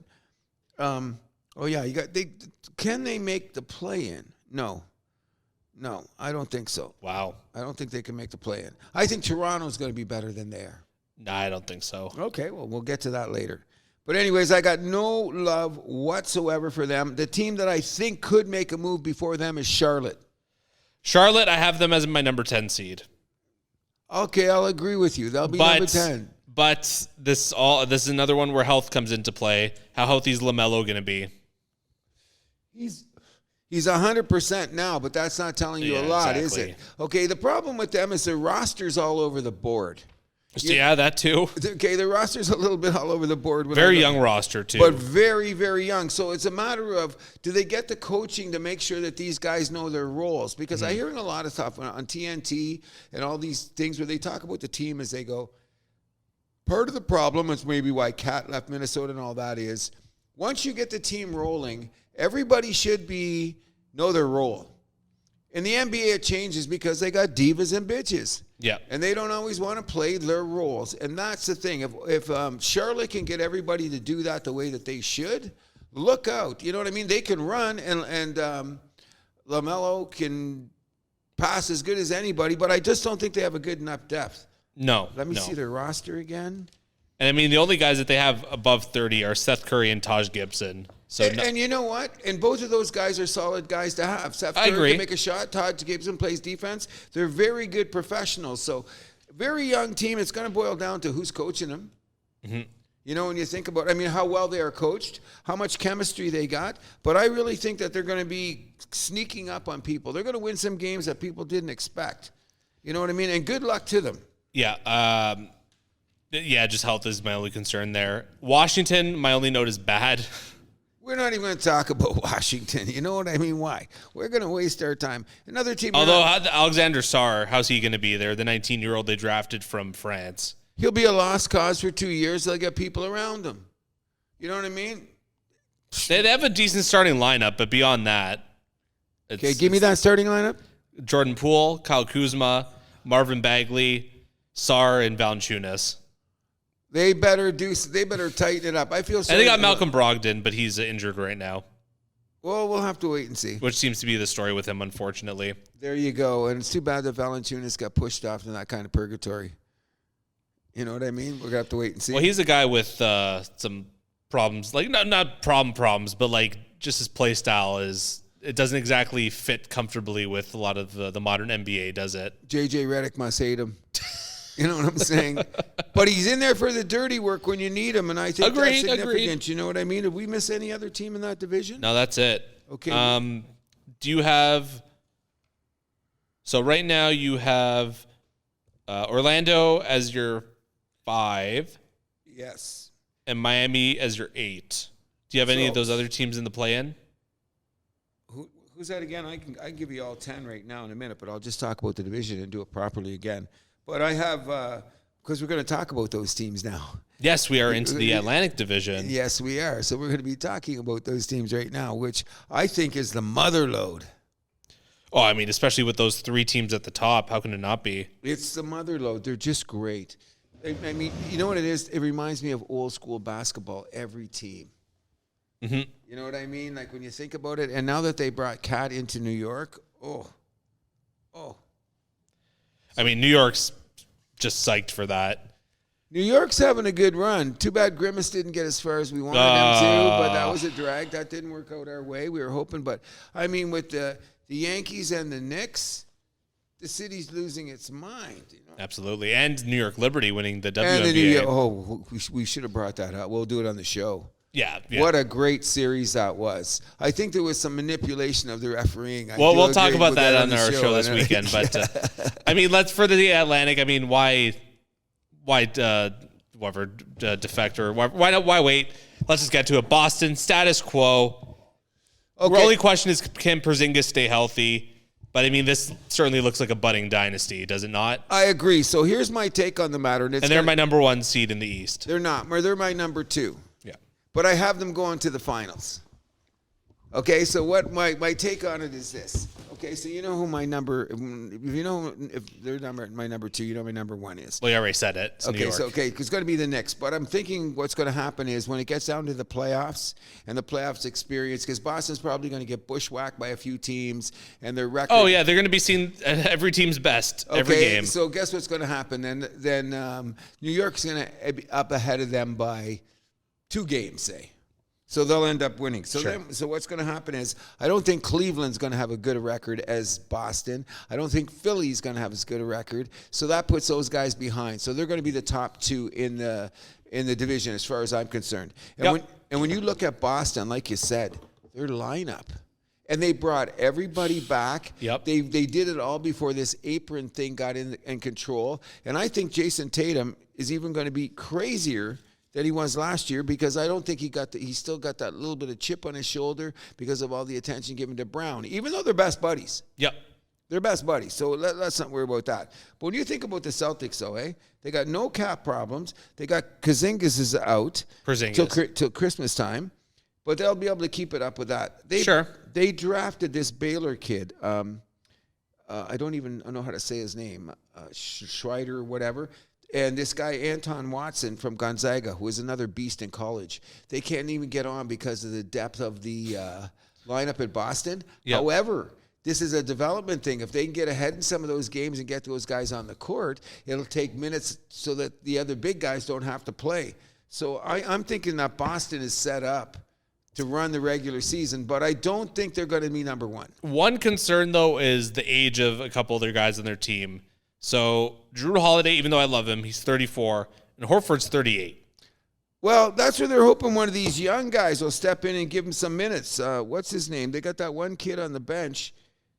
I forget his name now, but they have a couple of big guys on the bench. I think it's Watson's one of them, and this Schreiman guy. They're both big. They can come in and take Al Horford's minutes out to reserve him for later in the season when they're going to get there. But then somebody else could get banged up. We don't know. But their depth is unbelievable. Yep. And they got one of the best with White and Holiday. That's one of the best guard duos in the league both ways. Yeah. The thing I'm saying about Boston is this. Can they hold up that 3-point shooting percentage? That's a good point. That's what I'm wondering. Because they were on fire last year. I don't think and that's why I'm saying they won't be number 1. They'll find other ways to score. Because some games they're going to lose because they're going to keep chucking them up. Yep. Chucking them up. All of a sudden it's tortoise in the hair and they lose. You know what I mean? I see a few games coming out of Boston. So I think that what they're going to have to do is that the other. But to be fair, they did see it both ways last year, where it helped them in some cases and then it backfired completely. Why can't they do that again this year? I think that they learned to do that more in the playoffs, which bodes well for the regular season. But I just saying at that clip of shooting threes that they did last year, I don't see it happening again. Like the level was insane. And the amount that they threw up. Yeah. Whoa. But here's another thing that I was watching some guys on TV, some so-called experts are talking about. You got to give it some credence. If they're missing those threes, they know how to get back on D. So they have the liberty of shooting more threes than everybody else because Missoula, their coach, has practiced that routine of banging off the boards, and this is where you go to the spot. To your point, it worked last year. Yeah, why can't it work again? No, I hate the Celtics with a passion. I'm not their biggest fan either. But I have to respect them, and I'm thinking Jason Tatum's going to take another level up. What's Jason Tatum, 26? Yeah, they're about. And Brown's, what, 27? Yeah, so he's these a year guys older. they're all going into their primes. They've already been battle-tested for how many times they've made to the conference finals, and they finally won. Smells like dynasty material. That's how they're built. Certainly does, but that one team that could be standing in their way are the New York Knickerbockers with their big addition, no pun intended, of Karl Anthony Towns.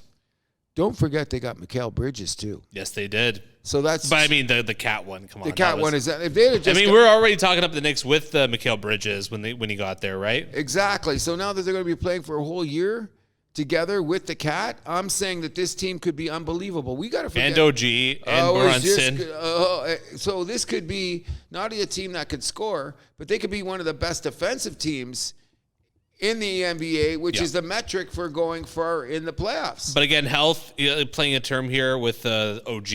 I mean, how many games is he going to be able to play? That's what we got to worry about. Okay, that's what everyone's saying. But I'm looking at it this way. The main guy that they got to worry about is Robinson, too. Yeah. He's another health issue. You know Sure. what I mean? Because he can do all the dirty stuff that Randall did and have to worry about the scoring when Cat's there. You know what I mean? And they got Josh Hart coming off the bench. He's a potential six-man candidate. Yeah, I agree. When you think about it. So I just think that the Knicks will be the biggest hype all season, and I think they're going to ride it till they get to the conference finals, and then they'll have to go home. I have him as my number 2. You have him as your number 1. Next up, the Philadelphia 76ers. The new big 3, I guess, is in town with Paul George. Buddy's 34. Is that going to be enough to push the team over the edge? Plus the health situation of Joel Embiid, although he's not going to be playing in back-to-backs this year, which is probably a good decision to keep him healthy. Yes. Okay, so let's look at this team. They didn't get as far as they wanted to as last year, and Embiid hasn't even been to a conference finals. No. Okay, so let's look at this roster right now. Eric Gordon, Khalid Martin, Reggie Jackson, and Kyle Lowry. That's their depth. 10 years ago, you'd be going, that's the best depth in the league. Now we're looking at these guys, and you're going, what? Yeah, I didn't realize Reggie Jackson was 34. Yes. Eric Gordon, 35. Kyle Lowry, 38. Yes. They added Andre Drummond. He's 31. I mean, Eric Gordon, how old is he? 35, I said. Okay, yeah. So how old are those guys? None of these guys are young. No. Okay, so here's the key. One of the best alchemists as a coach in the NBA is Nick Nurse. And he will find a way to mix these guys up in more ways than we ever can imagine. Well, it'll get them to probably a 5th seed.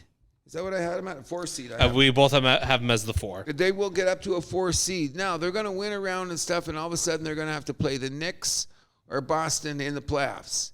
Do they going to beat either one of those teams? No. I don't think so.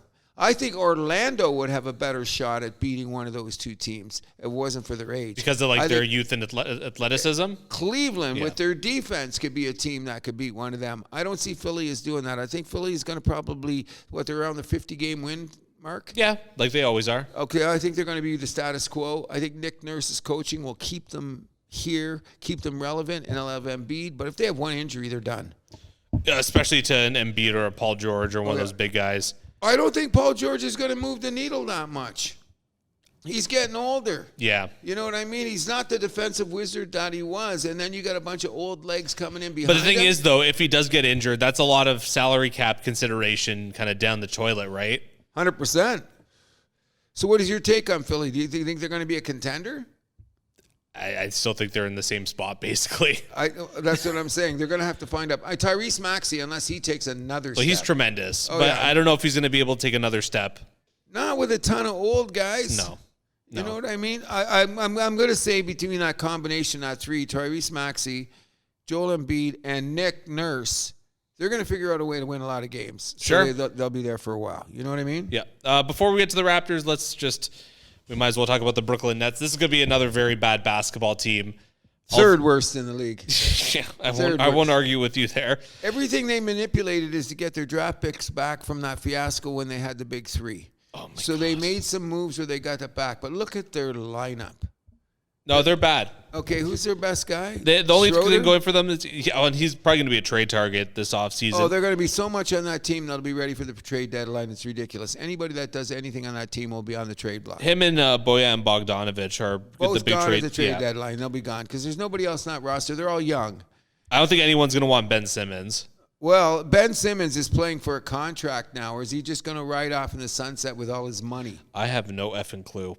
They have a lot of draft picks. Oh, that's what I'm saying. And they've got cap room to beat the band. Not that they're going to be able to use any of that. Well, there you go. So Brooklyn, who's begging to come to Brooklyn? Nobody. Yeah. And not only that, just think about it. We're talking a couple, 3 years away from looking like a team at the preseason. Everybody's talking about in a span of 3 seasons, they've hit the bottom. Every single, they're like the get-rich-quick scheme. You know, they tried it with, Pierce and Garnett. They tried it again with Kyrie Irving and Kevin Durant. It's never worked. Nope. It's never even gotten close to working. Nope. They've been like middle of the pack team at best in the playoffs. So what are they, basketball purgatory for another 5 years? Oh, hell yeah. Goodbye, Brooklyn. Yeah, do it right. Start your rebuild from the bottom up with the draft picks. Build up a good program. I don't get what this owner's doing. So that brings us to a team that is attempting to do that. Our beloved hometown team, the Toronto Raptors. Absolutely. Okay, so first of all, I've heard enough people about it that I'm having the Raptors as 10th. I'm having them as a play-in team. The only way I see them getting into the play-in is if Charlotte or Atlanta stub their toes. Atlanta will stub their toes, 100%. I'm not sure about that. That's how I'm looking at it. Because any event, what you got to see is that Darko has not had this team for a whole season.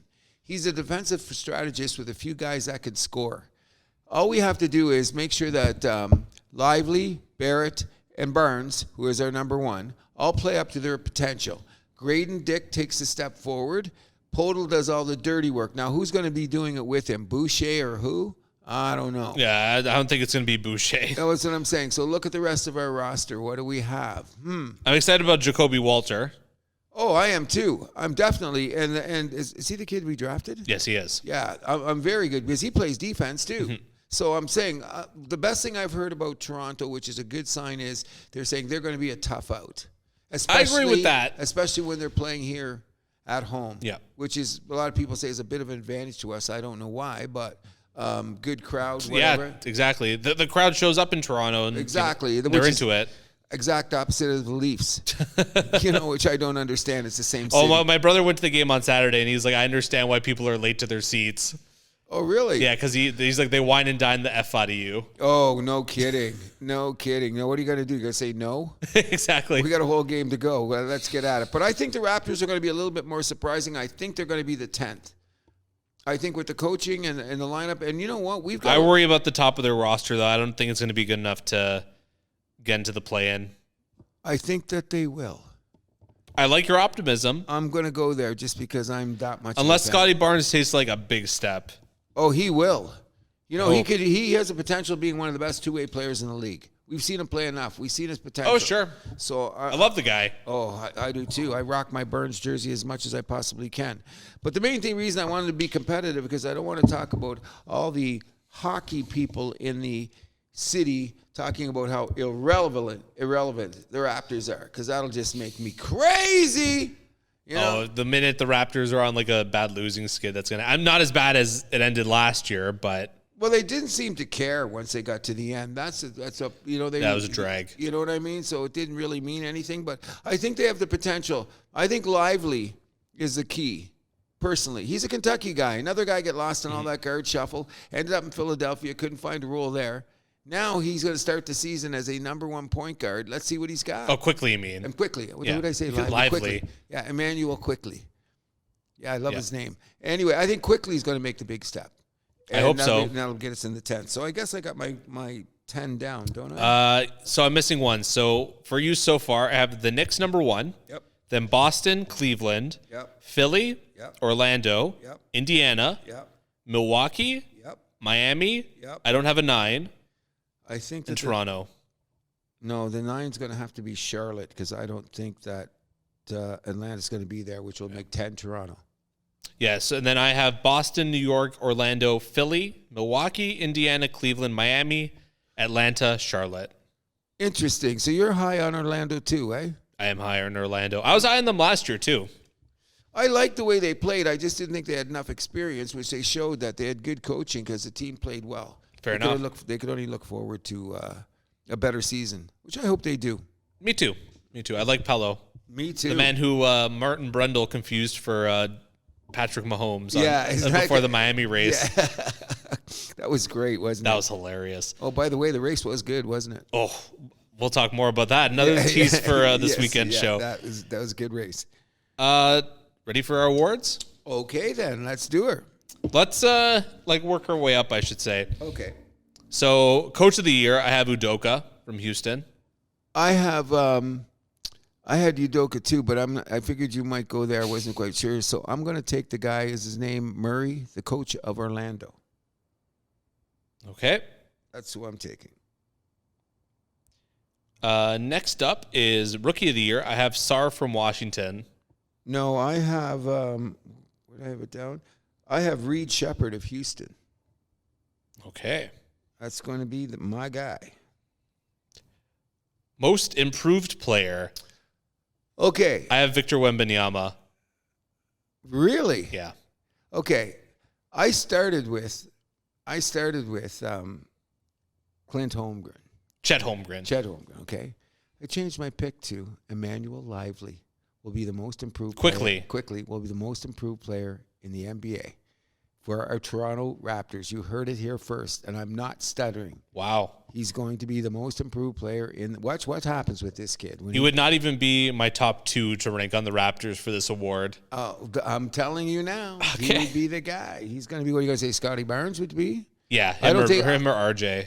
Oh, I think RJ's got potential. He's got huge potential. But I think Scotty Barnes can win it because he's already proven he's this type of player. So I don't think... Depends on if he takes another step, though, right? Leads the league in scoring or something insane like that, I guess. Or his defensive numbers go way up or something. Or his playmaking. I mean, he could do a lot of things, so... There you go. But I'm liking quickly. Okay. I like the pick. Sixth man of the year. I have Naz Reid from Minnesota winning it again. Repeating? Yeah. I thought a lot about that too, but I think the pressure on him from the mess of Minnesota, bringing in Randall and taking out Cat, might disrupt his whatever it is he's going to do. I think that's going to benefit him. Really? Yeah, because he might have a little bit of an increased role. Wow. And this is an award too where we do see a lot of repeat winners. Oh, a lot of times. So I'm saying that my pick for the number for sixth man of the year is going to be Benedict Mathurin of the Indiana Pacers. Okay. Because he got injured last year, and he can't get in the starting lineup just yet, but he's going to play a lot of minutes, And he'll be the defensive presence that maybe Indiana needs too, because the kid can play D. Okay. Defensive player of the year. I have Victor Wembanyama again. Let's just keep that in his house and just leave it there for the next bunch of years. You can't even touch the guy. The amount of blocks and steals he's going to get just by default. No, you can't touch the guy. No. And you were talking mad shit about him last year. What's that? You were talking mad shit about him last year in the Rookie of the Year discussion. Okay, I just had that moment, You learn, you progress. Is that how you would put it? That. Oh, no, he's going to be something else. You know what I mean? Like, you even talk about the big guys, like the Durants and the LeBrons. Mm-hmm. They bring up the Wemba and they go, whoa. You know what I mean? Like, they just go, whoa. And he's only 19, and right? Yeah, they just go, whoa. You know what I mean? Like, get yours now because he coming. Exactly. Yeah. MVP. I have Luka Doncic. I think the injury bug, we're going to get him, and I'm going to go way out on a limb here. And I'm going to say Jason Tatum will be the NBA MVP. I thought you were going to say Shea for a second. I don't think Shea's going to get it. There's just something. He's my second pick. Okay. He's my second pick it's going to be one of the two. But like you said, don't be surprised if Wemby's numbers are so off the charts that they're going to have to give it to him. Yeah. Yeah, you know what I mean? He was just such a dominant player in the league. That doesn't mean a dominant player is always going to win every game. No. But, I mean, he could just have ridiculous numbers every night, and you're just going to have to respect the fact that it would be the Ohtani kind of deal. Sure. You know what I mean? NBA Cup, so the midseason tournament. I have Phoenix winning. Really? Yeah. What makes you say that? LeBron got one. Durant's like, I want one too. And I have Durant as my MVP. Your MVP's Durant this year? For the NBA Cup. Oh, for the NBA Cup. For the midseason tournament. Ever since you brought this up, I've been thinking about it, and you know what I think about the NBA tournament to start with. However, I'm going to go out on a limb, and I think it's going to be somebody silly like Orlando or Memphis. Because you got to take one from both sides, right? Well, we're just taking the winner. Okay, I'll say Memphis. Memphis? I'm going to say and I'm guessing Ja is your MVP? Why not? Why not? Even though I think that Desmond Bane's going to have a lot to say in that. I think he's going to come back big time. I love that guy's playing. Yeah. And everybody fell off the cliff. But I think Memphis is going way forward this year. You know what I mean? Like, you look at their team, where they were, and everything just went off the rails. Injuries, problems, and everybody's back 100%. And then you got Marcus Smart as your guy in the dressing room. Whoo. I still can't believe Boston ever let him go. I can't believe it either. You know what I mean? But hey, it worked out well with True Holiday. Sure. You know what I mean? So, they got an older, better scoring version of Marcus Smart is when you think about it. Yeah, I guess. So it's going to work there. You know what I mean? Do you want to do our way too early finals prediction? Yeah, let's get at it. I got Boston winning again, and I'll put Denver in the finals. I'm going to say that Boston's going to win it again, too. I hate to say it. I think at the time is due that they're going to do it. And I think that the team that they're going to probably beat, because they won't be ready yet, will be OKC. Ooh, okay. But that's a long time away. We'll do a reassessment at midseason and see how ridiculous we were in all of our picks. All of our picks, which seems to be the pattern there. But you know what, buddy? When you think about it, of course, you what you're doing is I like to say, we like to sift sand to find a stone. Sure. So I've had time to read this. I read I'm old school. As you can see, there's a magazine on the table. You can tell everybody that. Cruz still buys magazines. So you read the magazines, and then you start looking around at what people are saying. Like people that know, the ESPN people, the TNT people, people on NBA TV. And everyone has, because the NBA is so polarized, there's certain teams that they get that. That's exactly what they're going to do. And then every year, who sneaks up to change the game? That's the thing that I'm trying to pick this year. That's why I was so high on Memphis, so high on Orlando, because I think that when you look at the top end of the league, it's getting old. Oh, for sure. It's getting old. You know what I mean? It's a changing of the guard. We're in the process of doing it right now. And Steph, LeBron, Durant. Oh, even Giannis is kind of at the he's on the tail end, or maybe not the tail end, but sort of approaching the end of his prime. Yeah, I know exactly what you're saying. The Paul Georges of the league. Oh yeah. Are Kawhi. You just go around the league, and a lot of these guys are going to be slowly phased out. But as it is in most sports, the next generation coming along looks really, really exciting. Yeah, it's obviously a great time to be a basketball fan, and 82 games begins tonight. Looking forward to it. The only thing that I'm going to say is I'm going to say this to the NBA and I'm going to say to the NHL. I hope in the future sometimes that you all go back to 72 games. I think that's going to happen. I think the NBA is going to adopt that first. You think so? Yeah. I think the players are going to have enough juice to say so. Yeah. The only problem is the owners are saying, what about the money? I think, couldn't they get the money back from other streaming services? Yeah, I mean, the TV revenue and all that, they're going to be fine. Merchandising is always going to be massive. Identification around the world. Sure. You know what I mean? You add it all up, and I think it would be a better competitive league, and then we wouldn't have those games that just don't mean nothing, and they just don't show up. Well, and we talked about this earlier in the year, the NBC deal that they're going to get now. It's insane. Oh. No wonder TNT, they're just being muscled out. Well, you know what I said? And this is out in the last year or two of NBA on TNT, at least for a very long time. Oh, no. These guys to get deserve back huge in. shutouts. Yes, they will. But you know what it is, though, and this is what kicks the shit out of one of my theories, is I said, which one of these leagues are going to break? When they have, games where guys don't show up, rest management, I don't want to play in Minnesota tonight, all the bad press that the NBA gets for doing that more than any other sport. I wonder if they're going to clean that up, because I think that'll come back to bite them in the ass eventually. Well, you know if they play less games, 72 games, that's going to be... Then we wouldn't have a problem with that. Exactly. That's what I'm saying. So let's go about it. So let's Mr. JJ Redick, when you say people cut more, they move more, they jump more, they do more.